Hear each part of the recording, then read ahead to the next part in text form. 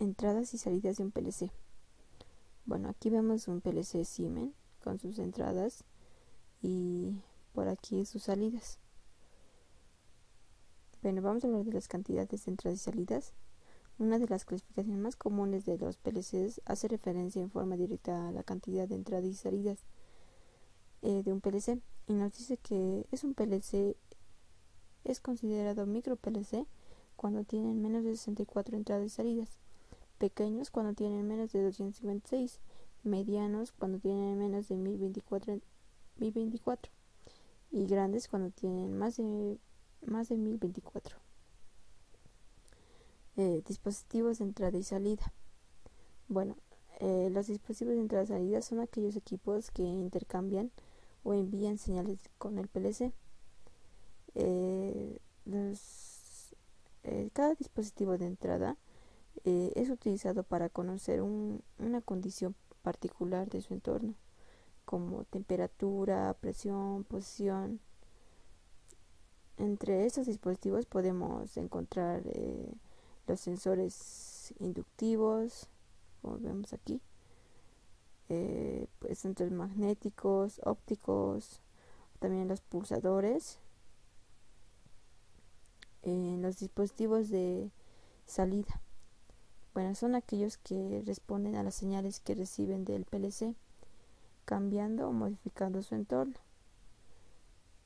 Bueno, entre estos dispositivos estarían los contactores de motor, las electroválvulas, los indicadores luminosos o relés. Generalmente los dispositivos de entrada, los de salida y el microprocesador trabajan en diferentes niveles de tensión y corriente. En este caso, las señales que se entran y salen del PLC deben ser acondicionadas a las tensiones y corrientes que maneje el microprocesador para que éste pueda reconocer. Esta es la tarea de las interfaces o módulos de entrada y salida. Bueno, entre los dispositivos de entrada y salida podemos encontrar la entrada analógica.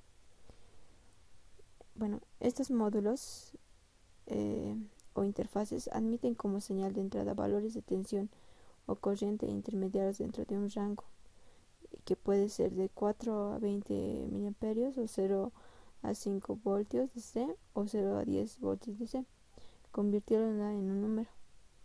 Este número es guardado en una posición de la memoria del PLC. Los módulos de entrada analógica son encargados de traducir una señal de tensión o corriente proveniente de un sensor de temperatura o de velocidad o de aceleración, presión o posición o cualquier otra magnitud física que se quiera medir en un número, para que el PLC la pueda interpretar. En particular es el conversor analógico digital el encargado de realizar esta tarea.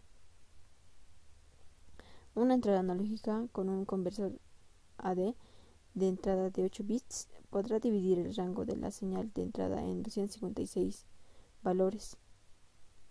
Bueno, también tenemos la salida analógica, que los módulos de salida analógica permiten que el valor de una variable numérica interna del autómata se convierta en tensión o corriente. Internamente en el PLC se realiza una conversión digital analógica, puesto que el autómata solo trabaja con señales digitales.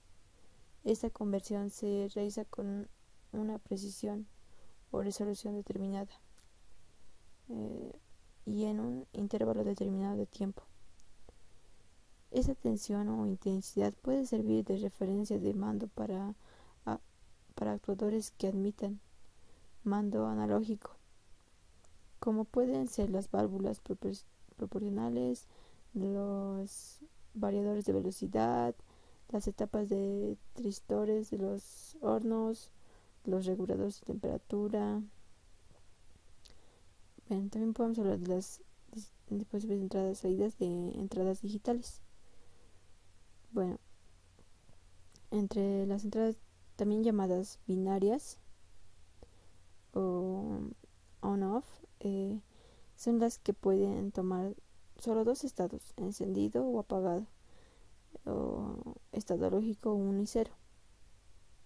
Los módulos de entrada digitales trabajan con señales de tensión. Cuando un borne de entrada llega a tensión, se interpreta como 1, y cuando llega a 0 tensión, se interpreta como 0. Existen módulos o interfaces de entradas de corriente continua para tensiones de 5, 12, 24 o 48 voltios y otros de tensión de 110 o 120. Los PLCs modernos tienen módulos de entrada que permiten conectar dispositivos con salidas PNP o NPN en forma indistinta. La diferencia entre estos dispositivos con la salida PNP o NPN es como la carga. En este caso la carga es la entrada del PLC. Esta está conectada con respecto al neutro al positivo.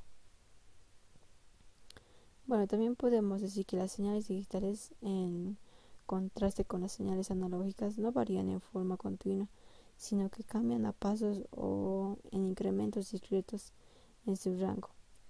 La mayoría de las señales digitales utilizan códigos binarios o de dos estados. Las entradas discretas, tanto las corrientes continuas como la corriente alterna, están compuestas por una estructura típica que se puede separar en varios bloques. Como vemos aquí, señal de campo, después rectificador, accionador de señal, indicador de estados, aislación y circuito lógico de entrada. Bueno, el rectificador, en el caso de una entrada de corriente alterna, convierte la señal en continua. En el caso de una señal corriente continua, impide daños por la inversión de polaridad. El acondicionador de señal, este elimina los ruidos eléctricos, detecta los niveles de señal para los cuales conmuta el estado lógico y lleva la tensión al nivel manejado por la CPU. El indicador de estado. En la mayoría de los PLCs existe un indicador luminoso por cada entrada. Este indicador se puede decir que es un LED, se encenderá con la presencia de tensión en la entrada y se apagará en caso de contrario. La aislación. En la mayoría de las PLCs las entradas se encuentran aisladas para que, en caso de sobretensiones externas, el daño causado no afecte más que a esa entrada, sin perjudicar al resto del PLC. El circuito lógico de entrada. Bueno, este es el encargado de informar a la CPU el estado de entrada cuando éste lo interrogue. Cuando la señal llega a los bornes del PLC, tiene que atravesar todos estos bloques que vemos aquí. Recorrer este camino que lo lleva a un tiempo que es llamado tiempo de respuesta de la entrada.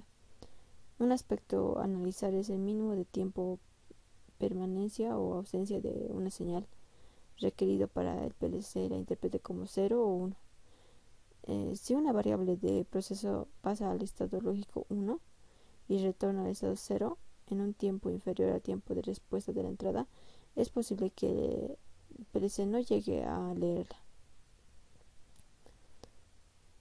Bueno, aquí tenemos unos ejemplos que son de dispositivos de entrada analógica y digital. Bueno, podemos decir que las señales físicas, la velocidad, temperatura, presión, caudal, son señales continuas en el tiempo, o sea que no interrumpen en ningún momento. A este tipo de señal se le denomina señal analógica.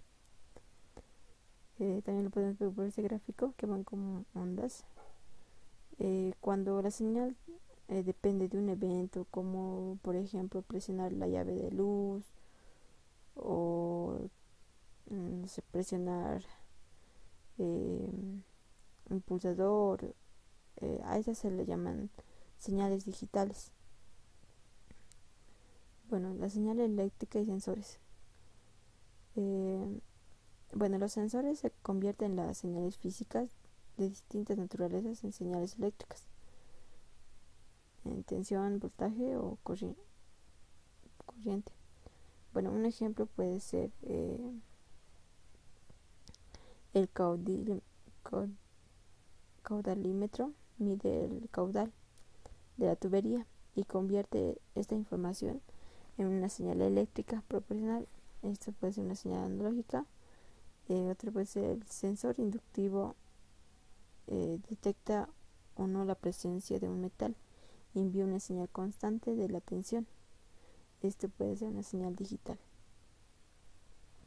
Ya eso es todo.